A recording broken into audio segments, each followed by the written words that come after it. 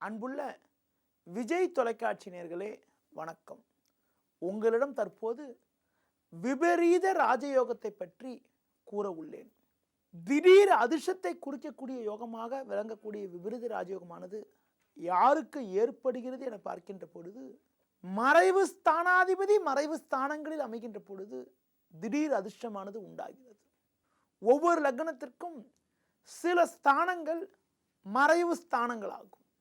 லக்ன பாவத்திற்கு 3, 6, 8, 12ஆம் வீடுகள் மறைவு ஸ்தானங்களாகும். பொதுவாக இந்த மறைவு ஸ்தானத்தில் அமையக்கூடிய கிரகங்கள் மறைவு ஸ்தானாதிபதிகள் இந்த சாபத்தில் நடைபெறுகின்ற பொழுது அவ்வளவு சாதகமான பலன்களை அடைவதற்கு இடையூறுகள் உண்டாகும்.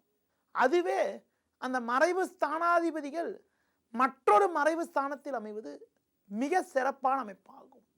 அதனைதான் விபரீத ராஜயோகம் என்று கூறுவார்கள்.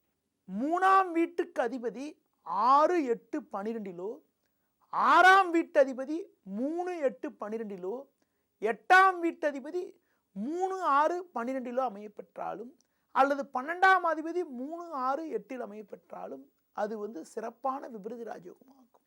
இந்த மாதிரி விபரீத ராஜயோகமானது ஒரு ஜாதகத்தில் ஏற்பட்டிருந்தாலும் 3க்கு அதிபதியும் 6க்கு அதிபதியும் இடமாறி பரிவர்த்தனை பெற்றிருந்தாலும், அதுபோல 8க்கு அதிபதியும் 12க்கு அதிபதியும் இடமாறி பரிவர்த்தனை பெற்றிருந்தாலும் இந்த அற்புதமான விபரீத ராஜயோகமானது உண்டாகும். இப்படிப்பட்ட யோகமானது ஒருவருக்கு ஏற்பட்டிருந்தால் அதன் மூலமாக பல்வேறு வகையில் ஏற்றத்தையும் உயர்வையும் அடைவதற்கான யோகமானது உண்டாகும். திடீர் அதிர்ஷ்டங்கள், எதிர்பாராத யோகத்தை எல்லாம் அடைந்து பல்வேறு வகையில் முன்னேறுவதற்கான வாய்ப்புகளை விபரீத ராஜயோகமானது ஒருவருக்கு உண்டாக்கும். ஒரு மறைவு ஸ்தானாதிபதி மற்றொரு மறைவு ஸ்தானத்தில் அமைவது விபரீத ராஜயோகமாகும். அதுபோல ஒருவர் ஜாதகத்தில் ஒரு கிரகமானது நீச்சமாகியிருந்தால் ஒரு பலகீனமான பலனை தரும். அந்த நீச்ச கிரகமானது பங்கம் அடைந்தால் என்னவென்றால், நீச்ச கிரகத்திற்கு உடன் இருக்கக்கூடிய கிரகங்கள், அந்த நீச்சன் வீட்டதிபதி ஆட்சி அல்லது உச்சம் பெற்றாலும், எந்த கிரகம் ஒரு கிரகமானது நீச்சமாகி இருக்கிறதோ அந்த கிரகம் நின்ற வீட்டதிபதி கேந்திரஸ்தானம் சொல்லக்கூடிய 1, 4, 7, 10 அமையப்பெற்றாலும் நீச்சபங்க ராஜயோகமானது உண்டாகும். சூரியன் துலா ராசியிலும், சந்திரன் விருச்சிக ராசியிலும், செவ்வாய் கடக ராசியிலும், குரு மகர ராசியிலும், சுக்கிரன் கன்னி ராசியிலும், மீன ராசியில் புதனும், மேஷ ராசியில் சனியும் நீச்சமாகும். ஒரு கிரகமானது நீச்சமாகி ஒரு ஜாதகத்தில் அமையப்பட்டிருந்தால் அந்த கிரகத்திற்குரிய காரகத்துவ ரீதியான பலன்களை அந்த ஜாதகர் அடைவதற்கான வாய்ப்புகள் தடைப்படும்.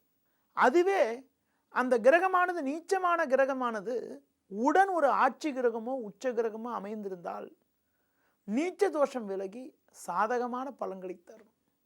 உதாரணமாக துலாத்தில் சூரியன் நீச்சமாக இருந்தால் உடன் சுக்கிரன் அமையப்பட்டிருந்து நீச்சபங்க ராஜயோகம் ஏற்பட்டிருந்தால் சூரியனால் ஏற்படக்கூடிய பாதிப்புகள் அதிகப்படியாக இல்லாமல் சாதகமான பலன்களை அடைய முடியும். செவ்வாய் கடகத்தில் அமையப்பட்டிருந்தால் உடன் சந்திரன் அமையப்பெற்று சந்திரன் ஆட்சி பெறுவதால் செவ்வாய்க்கு நீச்ச தோஷம் விலகி நீச்சபங்கம் ஏற்படும். அதுபோல செவ்வாய் நின்ற வீட்டதிபதி உடன் குரு அமைந்திருந்தாலும் குருவுக்கு கடகராசி என்பது உச்ச வீடாகும். அப்படி அமையப்பட்டிருந்தாலும் நீச்சபங்க ராஜயோகம் உண்டாகி அதன் மூலமாக செவ்வாயால் ஏற்படக்கூடிய பாதிப்புகள் விலகி ஓரளவுக்கு சாதகமான பலன்கள் உண்டாகும்.